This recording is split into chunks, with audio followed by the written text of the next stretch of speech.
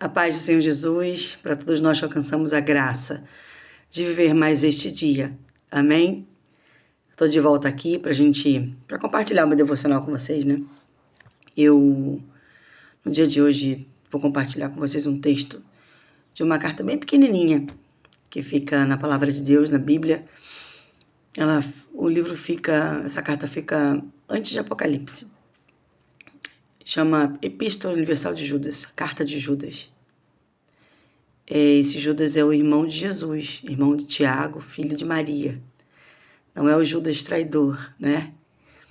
Vamos ler Judas 1, o verso 3 e o verso 4. Eu deixei abertinho aqui em cima para eu poder ler, porque eu anotei umas coisas depois para falar, né, para compartilhar com vocês acerca desse texto. E convido quem puder, né, e todos nós podemos, de certa forma, em algum momento, né, abrir a Epístola de Judas, a Carta de Judas e fazer essa leitura.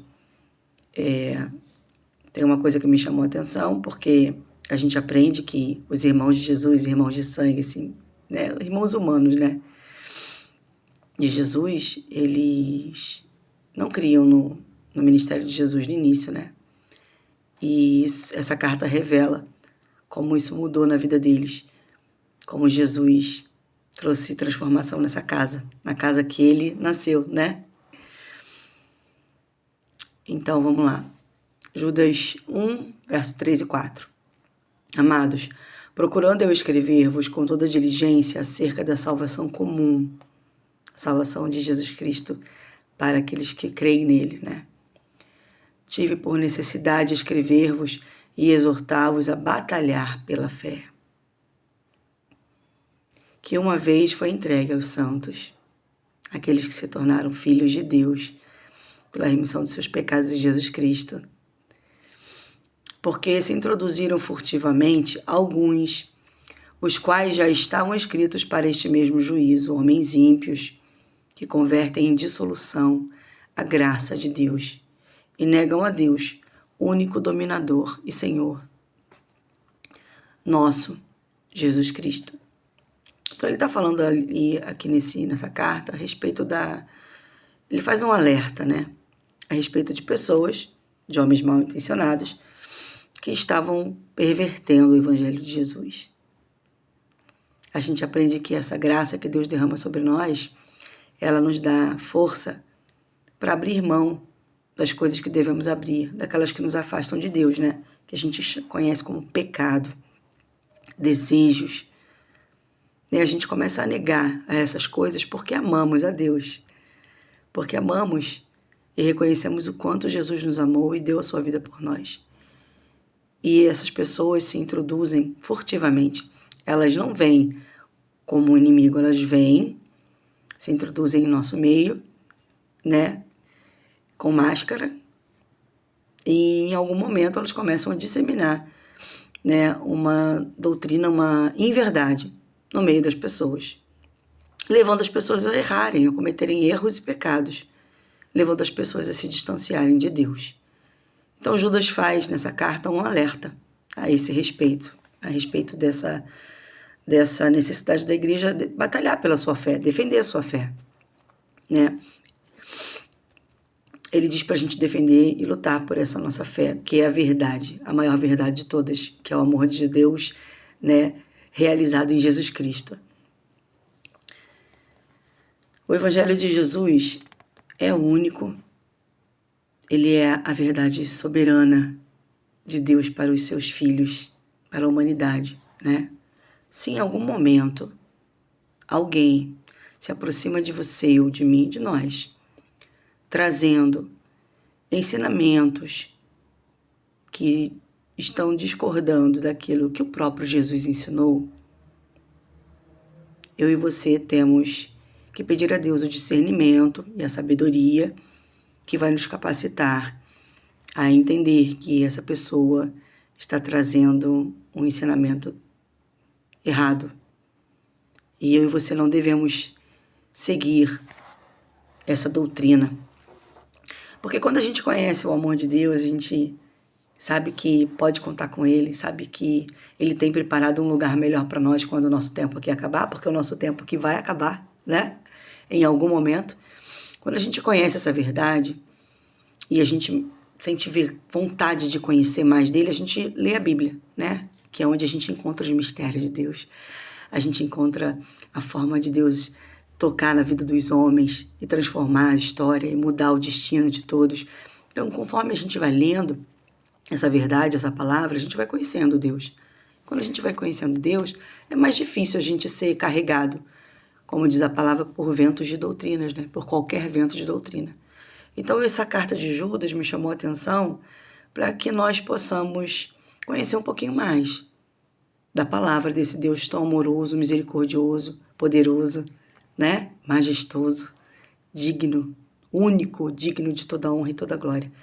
Então, que eu e você, na nossa intimidade com o nosso Pai, com o nosso Deus, possamos buscar o conhecimento suficiente para a gente não cair nessas mentiradas, não cair nessas ciladas que a gente tem ouvido muito por aí e que a gente vai continuar ouvindo, que todos nós vamos caminhar nessa jornada aqui na Terra, vivendo e vendo essas coisas acontecerem, né?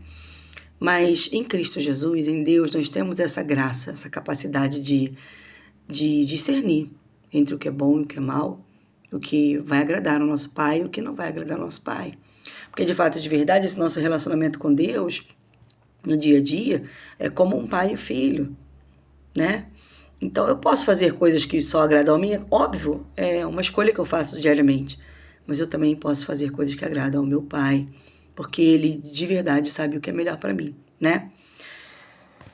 Então, a gente, nessa carta tem, no comecinho, no capítulo 1, verso 1 e 2, ele fala quem nós somos. Somos chamados por Deus para, através de Jesus, somos amados por Deus, separados para Ele e guardados por Deus também. Então, se você se identifica como esse filho, fique atento para que nenhuma inverdade leve você para um caminho que venha te afastar do seu Pai. E que ninguém tenha esse poder sobre mim e sobre você, de nos levar para longe do nosso amado Jesus. Amém? Tem muitas coisas que a gente pode aprender nesse livro, mas eu acho que o que mais vale a pena a gente falar é o seguinte, o que Judas está querendo é que a gente nunca esqueça. Sabe aquela cena da Santa Ceia, onde Jesus fala, partir o pão, beber do cálice, para a gente nunca esquecer do sacrifício dele por nós. Um sacrifício de morte, né? De sangue. Ele foi o maior sacrifício para que eu e você possamos hoje ter a oportunidade de escolher andar na luz de Deus.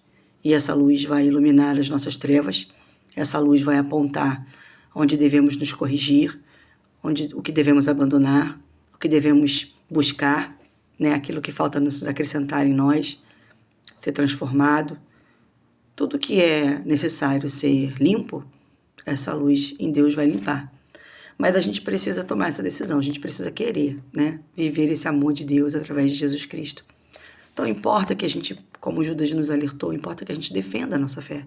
E se tem alguma coisa que vale muito a pena a gente divulgar, fazer conhecido e defender, é a fé nesse amor de Deus tão profundo, tão lindo, que enviou seu único filho, seu amado filho, para essa terra como um homem.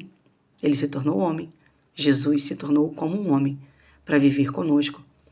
E no fim, ele se sacrificou por todos nós, para que hoje nós possamos nos conectar com Deus. Em qualquer momento você fecha os olhos, você eleva o seu pensamento, você dobra os seus joelhos, da forma como você gosta de falar com seu Pai.